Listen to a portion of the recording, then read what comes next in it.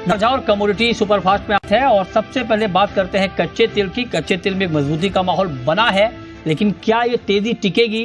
क्या इस लेवल पे भी आपको कच्चा तेल खरीदना चाहिए? इस पर हम बात करेंगे और बातचीत के लिए हमारे साथ वंदना भारती एसएमसी ग्लोबल की। वंदना जी, बहुत स्वागत है आपका। क्या लगता है आपको क्या करना चाहिए अभी कच्चे तेल में? मृत्युंजय जी, मुझे लग रहा है कि अभी एक रेजिस्टेंस को ये क्रॉस करना चाहिए। 7040 का एक रेजिस्टेंस है, वहां तक तो अपसाइड मुझे लग रहा है। और रीजन भी है कि थोड़ा हरिकेन सीजन है और सऊदी का दबाव आया है प्रोडक्शन कट का, तो मेरे ख्याल से अभी भी 6985 के करीब यहाँ पे बाइंग करनी चाहिए। 7040 का टारगेट रखना होगा, स्टॉप लॉस लगाना होगा करीब 6975 का।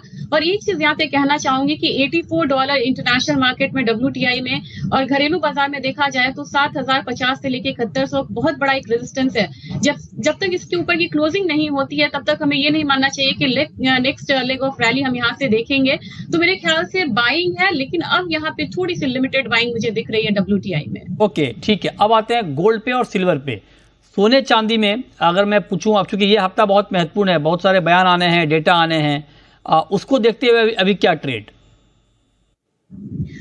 सीसॉ मूव आ रही है, अपसाइड डाउनसाइड दोनों देखने को मिल रहा है। लेकिन मेजर अगर देखा जाए इसके जो काउंटर पार्ट्स है, डॉलर इंडेक्स में अपसाइड है और एफओएमसी की मिनट्स यहाँ पे आने वाला है, तो मेरे ख्याल से अभी रेट कट की बात यहाँ पे नहीं होनी चाहिए। सिल्वर में एक दबाव यहाँ पे आना चाहिए, एक टेक्निकल लेवल है उसके नीचे ही यहाँ पे मैं सेलिंग रिकमेंडेशन करूंगी, क्योंकि बिल्कुल रेंज में यहाँ पे ट्रेड हो रहा है। 87,500 से नीचे आती है कमोडिटी, तब यहाँ पे एक सेलिंग इनिशिएट करना चाहिए। जो टारगेट होगा 87,000 का होगा, स्टॉप लॉस यहाँ पे लगाना होगा 87,750 का। सिमिलरली यहाँ पे गोल्ड में भी मृत्युंजय जी मुझे लग रहा है कि वेट एंड वॉच करना चाहिए। अगर जिन्हें रिस्की कॉल लेना है वो यहाँ पे 71,800 के करीब यहाँ पे सेलिंग इनिशिएट कर सकते हैं। जो टारगेट होगा 71,500 का होगा, स्टॉप लॉस यहाँ पे लगाना होगा 72,000 का। मुझे लग रहा है कि 72,000 यहाँ पे MCX में और $2360 यहाँ कॉमिक्स में बहुत बड़ा रेजिस्टेंस है गोल्ड के लिए। ठीक है, तो ये रहा आपकी हो गई बुलियन पे। अब आते हैं मेटल पे। मेटल में कोई कॉल आपको दिख रही है इस वक्त ट्रेड के लिए? मुझे लग रहा है कि कॉपर में यहाँ पे बाइंग रिटर्न आई है और अच्छी बाइंग यहाँ पे हो रही है। हालांकि डेटा यहाँ पे निगेटिव है, लेकिन एक बाउंस देखने को मिल रहा है टेक्निकल।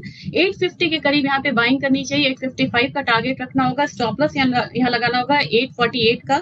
दूसरी कमोडिटी यहाँ पे जिंक है। जिंक ने आज एक स्पाइक लगाया था और इवनिंग ट्रेडिंग सेशन में दोबारा ये स्पाइक को टच करने की कोशिश जरूर करेगा। तो मेरे ख्याल से जुलाई कॉन्ट्रैक्ट को 267 के करीब बाइंग करनी चाहिए, 270 का टारगेट होगा, स्टॉप लॉस यहाँ पे लगाना होगा 265.5 का। ओके, ठीक है, तो जिंक पर आपकी ये राय हो गई। अच्छा, एग्री में आज के लिए कोई मौका आपको दिख रहा है कहीं पर वंदना जी? मुझे लग रहा है कि कैस्टर स्ट्रांगली ट्रेड कर रहा है, छोटे छोटे स्टेप्स के साथ अपसाइड दिखा रहा है। तो यहाँ पे छोटी बाइंग बन रही है, 5820 के करीब जुलाई कॉन्ट्रैक्ट को बाय करना चाहिए, 5860 का टारगेट रखना चाहिए, स्टॉप लॉस लगाना होगा यहाँ पे 5800 का। दूसरी कमोडिटी मुझे कॉटन ऑयल सीड केक लग रहा है। मुझे लग रहा है कि कॉटन काउंटर में एक बाउंस आना चाहिए फिर से यहाँ पे मृत्युंजय जी, और इसका इम्पैक्ट दिख रहा है। तो 2830 के करीब कॉटन ऑयल सीड केक की यहाँ पे बाइंग रिकमेंडेशन रहेगी, 2880 का टारगेट होगा, स्टॉप लॉस लगाना होगा 2810 का।